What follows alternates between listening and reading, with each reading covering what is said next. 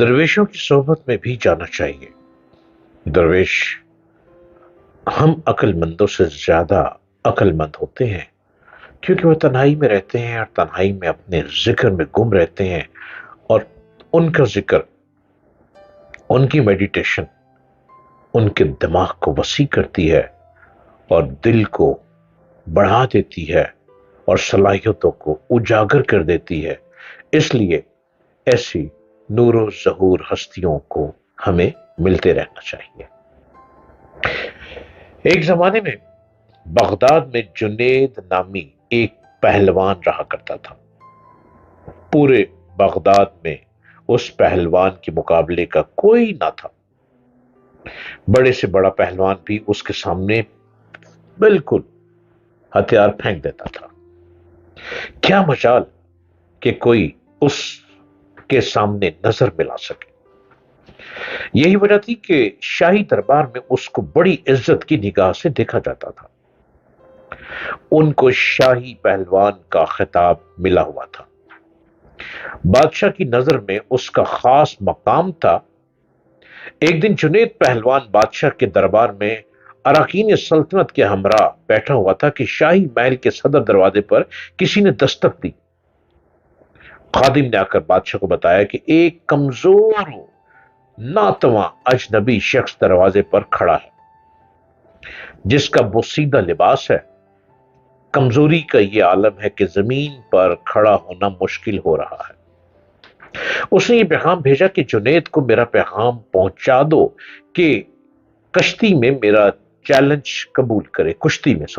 کشتی میں یعنی وہ ریسلنگ میں میرا چیلنج قبول کرے۔ بادشاہ نے اسے دربار میں پیش کرنے کا حکم دیا۔ اجنبی ڈگمگاتے پیروں سے دربار میں حاضر ہوا۔ وزیر نے اجنبی سے سوال کیا، تم کیا چاہتے ہو؟ اجنبی نے جواب دیا کہ میں جنید پہلوان سے کشتی کرنا چاہتا ہوں، ریسلنگ چاہتا ہوں۔ وزیر نے کہا، چھوٹا منہ بڑی بات نہ کرو۔ کیا تمہیں معلوم نہیں کہ جنید کا نام سن کر بڑے بڑے پہلوانوں کو پسینہ آ جاتا ہے؟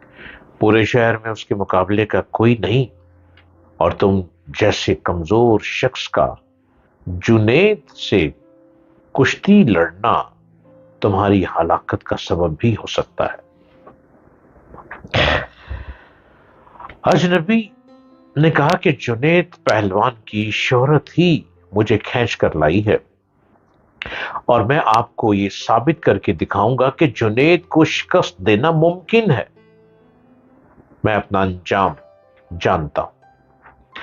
آپ اس بحث میں نہ پڑیں، بلکہ میرا چیلنج قبول کیا جائے۔ یہ تو آنے والا وقت بتائے گا کہ شکست کس کا مقدر ہوتی ہے۔ جنید پہلوان بڑی حیرت سے آنے والے اجنبی کی باتیں سن رہا تھا۔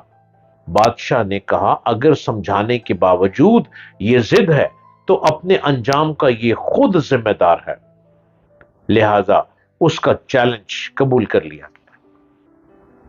بادشاہ کا حکم ہوا اور کچھ ہی دیر کے بعد کشتی ریسلنگ کی تاریخ اور مقام کا اعلان کر دیا گیا۔ پورے بغداد میں اس چیلنج کا تہلکہ مچ گیا۔ ہر شخص کی یہ خواہش تھی کہ اس مقابلے کو دیکھے۔ تاریخ جوں قریب آتی گئی، لوگوں کا شوق بڑھتا گیا۔ ان کا شوق اس وجہ سے تھا کہ آج تک انہوں نے تنکے اور پہاڑ کا مقابلہ نہیں دیکھا تھا۔ دور دراز ملکوں سے بھی سیاح یہ مقابلہ دیکھنے کے لیے آنے لگے۔ جنید کے لیے یہ مقابلہ بہت پراسرار تھا، اور اس پر ایک انجانی سی ایک ہیبت طاری تھی۔ انسانوں کا ٹھاٹھے مارتا سمندر شہر بغداد میں امڑ آیا تھا۔ جنید پہلوان ان کی ملک گیر شہرت کسی تعارف کی محتاج نہ تھی۔ اپنے وقت کا مانا ہوا پہلوان آج ایک کمزور اور ناتواں انسان سے مقابلے کے لیے میدان میں اتر رہا تھا۔ اکھاڑے کے اطراف लाखों इंसानों का हजूम मौजूद था। बादशाह वक्त अराकीन सल्तनत के हमरा अपनी कुर्सियों पर बड़ा जमान हो चुके थे। जुनैद पहलवान भी बादशाह के हमरा आ गया था। सब लोगों की निगाहें उस पुरस्कार शख्स की मुंतजिर थी जिसने जुनैद जैसे नामवर पहलवान को चैलेंज देकर पूरी सल्तनत में तहलका मचा दिया था। मजमे को यकीन नहीं आ रहा था कि अजनबी मुकाबले के लिए आएगा। ताहम लोग शिद्दत से उसका इंतजार करने लगे। जुनैद पहलवान मैदान में उतर चुका था। उसके हामी लम्हा बेलम्हा नारे लगाकर हौसला बुलंद कर रहे थे कि अचानक वो अजनबी लोगों की सफों को चीरता हुआ अखाड़े में पहुंच गया। हर शख्स उस कमजोर और नातवा शख्स को देखकर हैरत में पड़ गया कि जो शख्स जुनैद की एक फूंक से उड़ जाए उससे मुकाबला करना दानिशमंदी नहीं। लेकिन इसके बावजूद सारा मजमा धड़कते दिल के साथ उस कुश्ती को, उस रेसलिंग को देखने लगा। कुश्ती का आगाज हुआ, रेसलिंग का आगाज हुआ। दोनों आमने सामने हुए, हाथों में हाथ डाले गए, पंजा आजमाई शुरू हुई। इससे पहले कि जुनैद कोई दांव लगाकर अजनबी को जीर करता, जो अजनबी ने आहिस्ता से जुनैद के कान में कुछ सरगोशी की। जुनैद के चेहरे का रंग बदल गया। बहरहाल कुश्ती का आगाज हो गया। अजनबी शख्स और जुनैद पहलवान ने आपस में पंजा आजमाई शुरू कर दी। रेसलिंग, कुश्ती लड़ने का अंदाज जारी था। बूढ़े में लगता था कि जवानी लौट आई है। पैंतरे बदले जा रहे थे। दाव पेश के मुजाहरे जारी थे। हजूम का जोशो खरोश बढ़ता गया। जुनैद दाव के जोहर दिखाता तो मजमा नारों से गूंज उठता। दोनों बाम गुत्थम गुत्था हो गए। यकायक लोगों की पलकें झपकी।